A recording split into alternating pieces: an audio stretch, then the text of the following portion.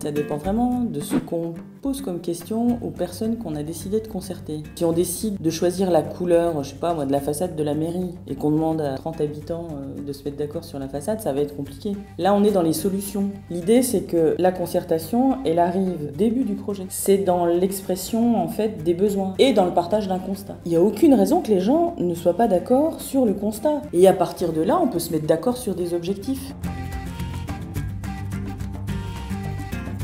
Il y a quelque chose qui est assez extraordinaire pour les élus quand les concertations sont bien menées, c'est qu'en fait, d'un coup, les habitants ils prennent conscience de la difficulté aussi pour les élus d'avoir à arbitrer dans des projets.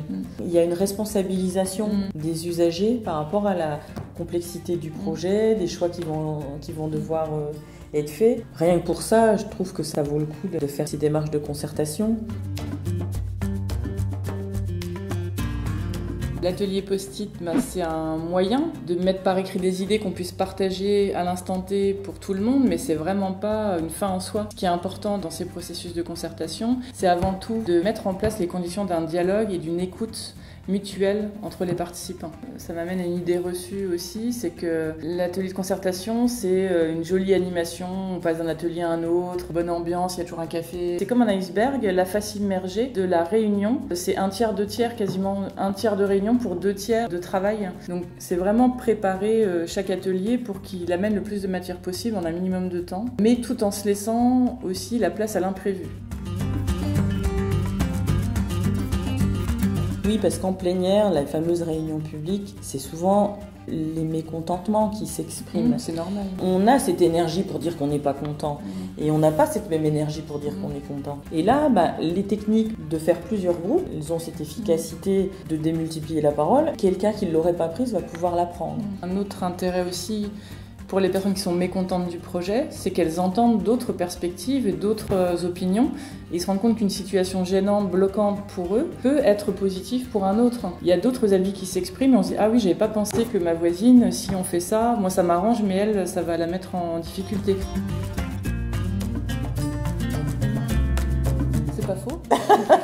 C'est pas faux, ça rallonge le temps du projet nécessairement puisqu'il faut calibrer le temps de concertation. Ça sera une réunion de 10, 20. Mais par contre, la concertation, une fois qu'on a décidé de la mener, ça doit pas être le parent pauvre du calendrier du projet. C'est-à-dire qu'on peut pas se dire allez, on passe à la trappe les 2-3 réunions là, on n'aura pas le temps. Il faut quand même avoir un certain respect pour les gens qui se mobilisent. Et puis il vaut mieux pas faire de concertation si on voit qu'on est trop serré au niveau du temps. Par contre, si toutes ces étapes préalables sont bien réussies, il y a toutes les chances que la suite, ça roule. Il n'y a pas de raison que les habitants ou les usagers viennent remettre en question les bases du projet.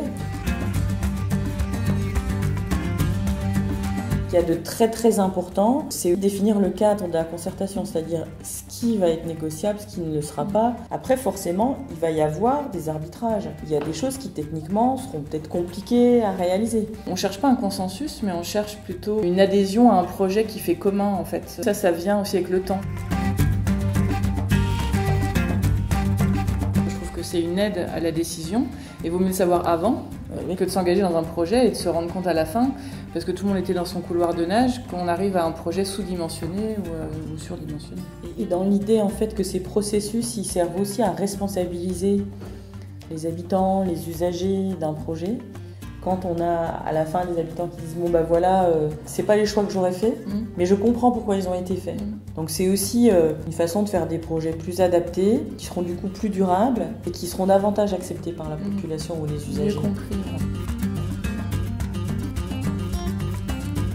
J'ai envie de dire oui et non. Non, dans le sens, à un moment donné, si l'élu, sa capacité budgétaire, c'est tant, avec ou sans concertation, on va en faire pour tant. Si à un moment donné, de par la concertation, ça génère de nouveaux besoins qui n'avaient pas été anticipés, l'élu, il va se dire soit là, j'ai mal dimensionné mon projet, je vais peut-être pas pouvoir le faire tout de suite, je vais attendre. Mais sinon, on fera avec la concertation pour l'enveloppe qui est dédiée. Ce sont les choix qui seront différents. Derrière l'idée qui va être émise, peut-être à $1 million, il y a un besoin. Et ce besoin-là, on va pouvoir le travailler différemment pour y répondre, avec une solution beaucoup plus innovante, créative ou technique. ça pourrait tout à fait être vrai si on se trompait d'objet de concertation. C'est-à-dire si on demandait aux usagers, aux habitants de dessiner les projets, c'est-à-dire de jouer les sachants. Dès lors qu'on a bien trié, on s'est mis d'accord sur les objectifs, nous les architectes, on aime bien au contraire des fois avoir plus de fil à retordre parce que ça génère la créativité.